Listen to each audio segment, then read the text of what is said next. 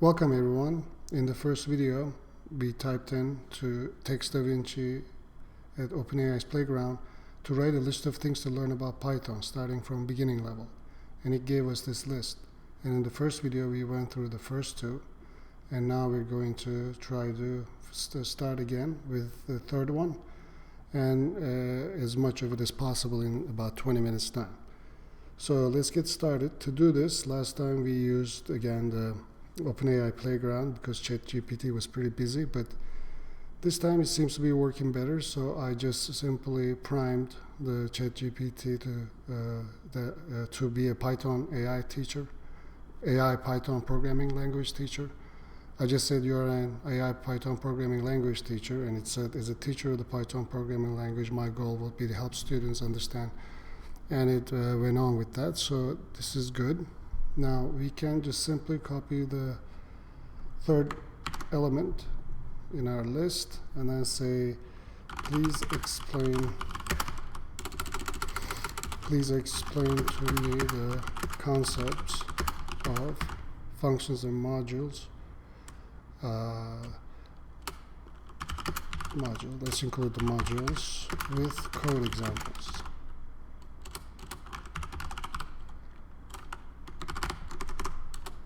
Okay, let's see.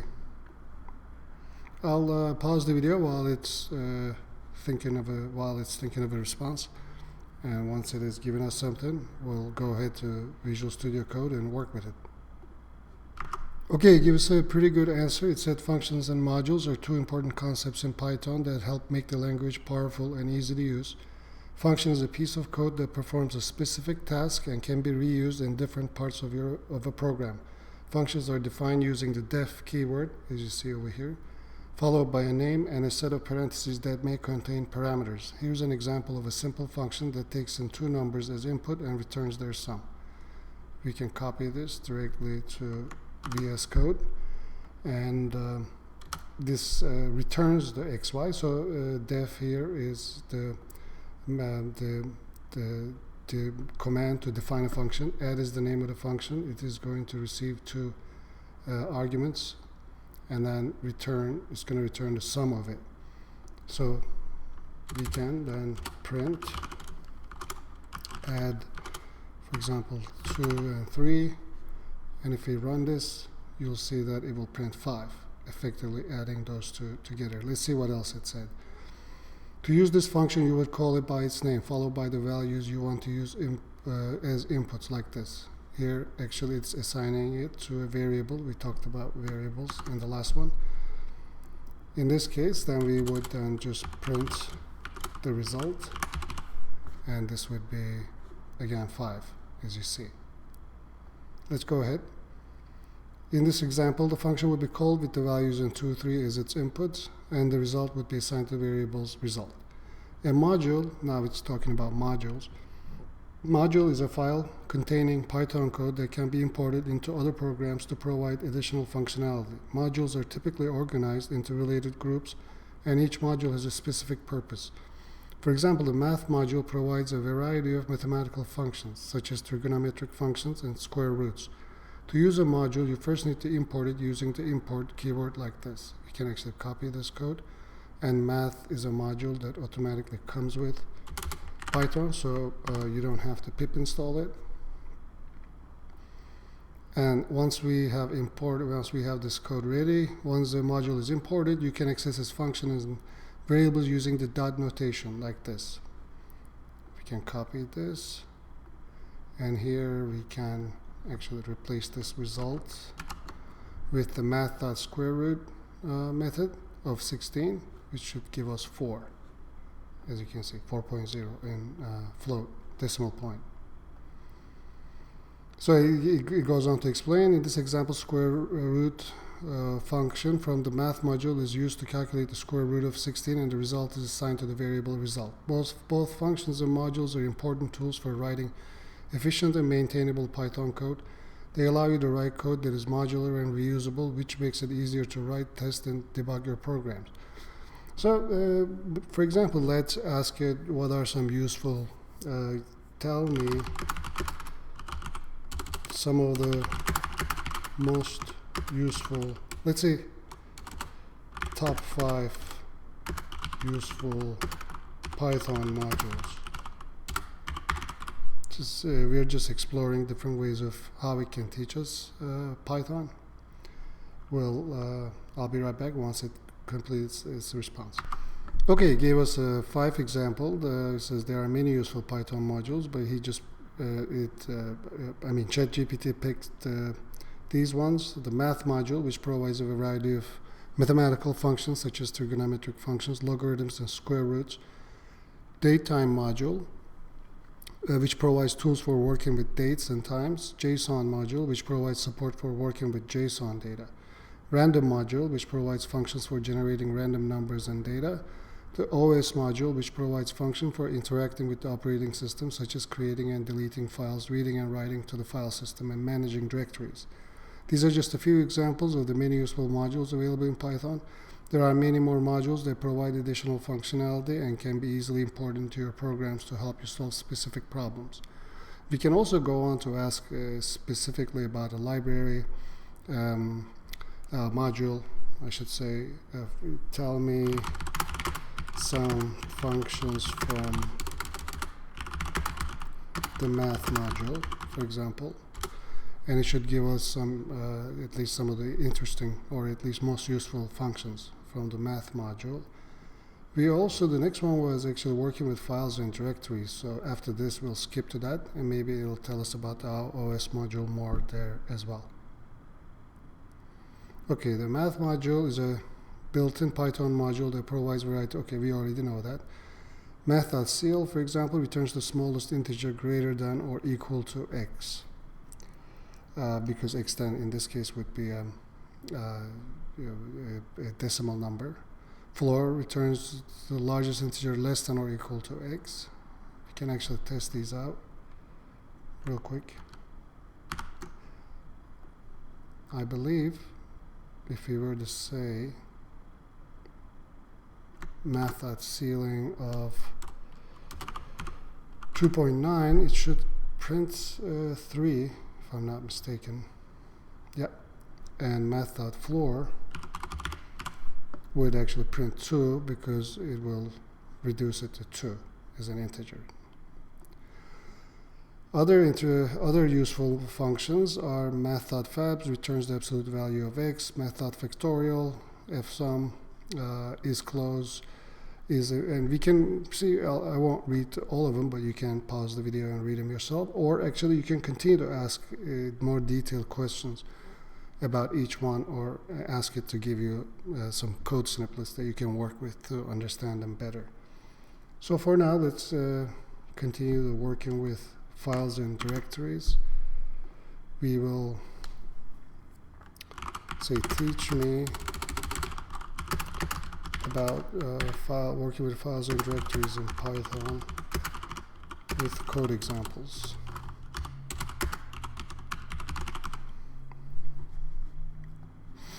And I'll be right back once it gives us a response.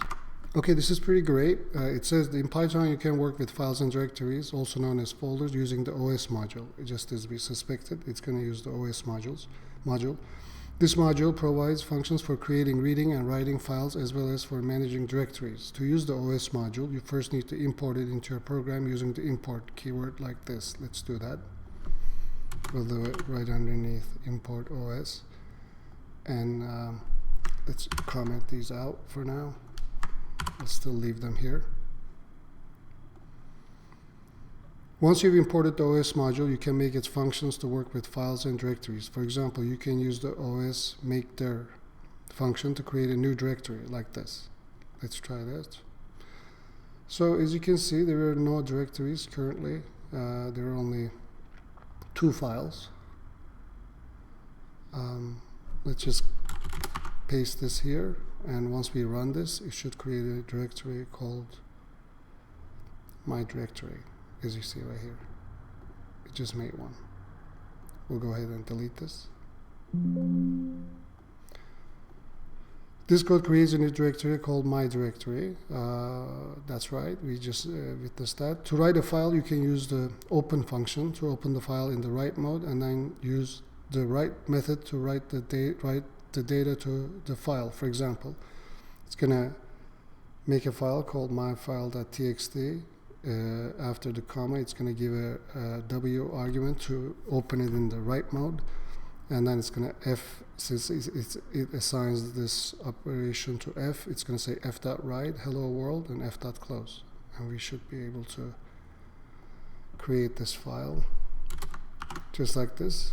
Actually, if we run these two, make there and open right after one another, if you remember, we had deleted the my directory, it should create my directory and my file.text in this folder.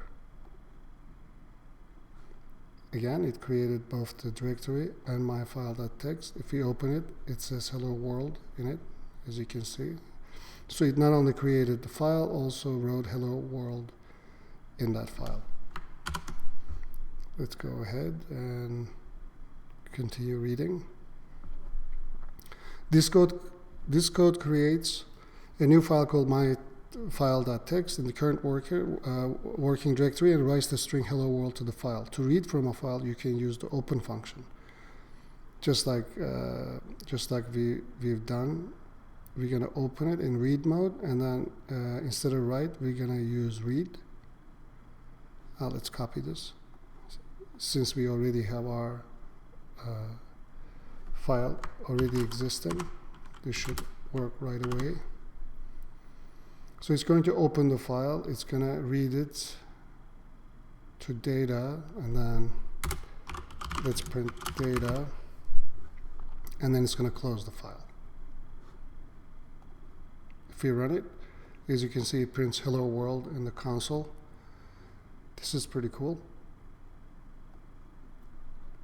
It says this code opens the file and then assigns the contents of the file to the variable data. These are just a few examples of how you can work with files and directories in Python using OS module. For more information, you can refer to the Python documentation, or we can ask, tell me a few more useful OS module functions.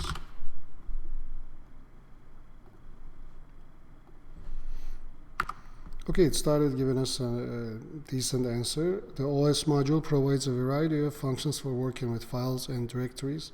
In Python, some of the most useful functions include list there, returns a list of the files and directories in the specified path. os.rename renames the file or directory at the specified source to the destination. Okay, this is interesting. We can try this. OS remove path deletes the file at the specified path. OS rm there deletes the directory at the specified path, but only if it is empty. Get cwd returns the current working directory. os.ch there changes the current working directory to the specified path. os.path.exists with a path argument returns true if the file or directory at the specified path exists, and false otherwise. These are just a few examples. We can actually try the rename one real quick, since we already had made a directory here called my directory. All we have to do, I believe, is say my directory to new directory.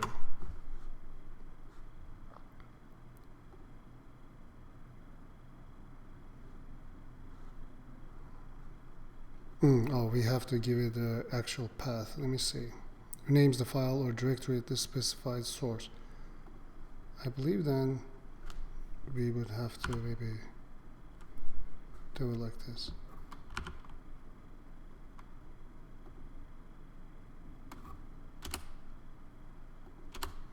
You know what? Why don't we ask ChatGPT?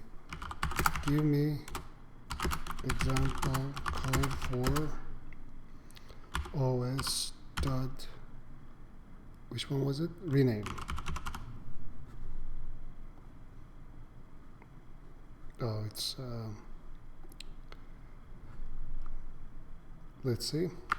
Okay, so it's given us two examples, one for files, one for directories. So all we had to do, if you look at the second example, we had to put it in quotation marks. let's go ahead and do that. And it's still called my directory, and if we run it, now it's called new directory. It also gave us another useful information that we can just simply use the first code piece to change a file name. So as you can see, this is pretty awesome. If you don't know the exact syntax of dealing with a particular module or function, you can either search the internet, open a book, or you can ask ChatGPT, for example. This is pretty cool. Let's see. Object-oriented programming. So this is gonna probably be a heavier subject, but we can maybe just get a general view of it. Why not? Maybe in the next video we'll continue, because we have about 4 minutes left. Please tell me a general overview of object-oriented programming in Python.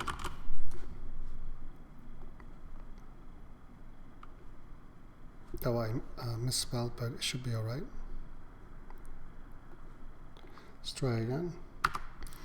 Well, it is actually given a pretty cool definition of OOP, better than some of the ones I came across while I was learning it. So let's just go ahead and read it. Object-oriented programming, or OOP, is a programming paradigm that is based on the concept of objects, which can contain data and code that manipulates that data. In Python, as in other OOP languages, an object is an instance of a class, which is a template or blueprint for creating objects. One of the main benefits of OOP, object-oriented programming, is that it allows you to organize your code into reusable units called classes. A class defines the attributes and behavior of a type of object, and an object is an instance of a class with its own attribute values. This allows you to create multiple objects from a single class, each with its own unique attribute values. In Python, you can define a class using the class keyword, followed by the class name and a colon. The body of the class contains the attributes and methods that define the behavior of the class. Here's an example. See, it's defining a class called myClass using the class keyword. As you can see, the general convention with classes is called, I believe this is called camel case. First letter is capitalized, and the second word's first letter is capitalized. And then it's simply assigning two values, attribute 1 and attribute 2. These are just simply variables, which is available to all things within this class. And then it's defining a function called method 1, and it just simply prints this is a method of my class. Here we go. Let's just test this out real quick. So we can, I believe we can just simply say my class dot, sorry about that, it was my phone. My class dot attribute, we can actually, let's do it like this, print my class dot attribute 1. These have to be uppercase, and then we are going to reassign it and then reprint it. So let's do it like this. So we're going to print my class.attribute. So this variable that is assigned is accessible through just this simple notation, my class dot, and then this is the attribute 1. Actually, let's print next attribute as well, second attribute. Okay, if we now run it. Okay, so it's first printing the attribute 1, which is hello. Here it had printed hello. Attribute 2 is world, it's printing it, world. And here, and on this line, it's reassigning it to goodbye. And then it's printing it again, and now it has been changed to goodbye. It also had, let's comment these out. It also had a method called method 1. We can also access this method by my class dot method 1. If we just run it, here it's going ahead and printing this is a method of my class, which is what this was supposed to do. So this is a pretty quick intro to object-oriented programming. Before finishing the video, let's just quickly read the rest of it, and I hope you enjoyed it. If you please leave some comments with your recommendations for future videos, leave a like and subscribe if you like to be notified of future videos that I make. This class called myClass has two attributes, attribute 1 and attribute 2, when one method called method 1. To create an object from this class, you would use the class name followed by the parentheses like this. For example, obj equals myClass. This code creates a new object called obj from the myClass class. You can access the attributes and method of the object using the dot notation like this. So it's actually doing the same things that we did earlier right here, okay? But instead of just using myClass, it's assigning it to an object. So now you can just simply access it using the object and its method.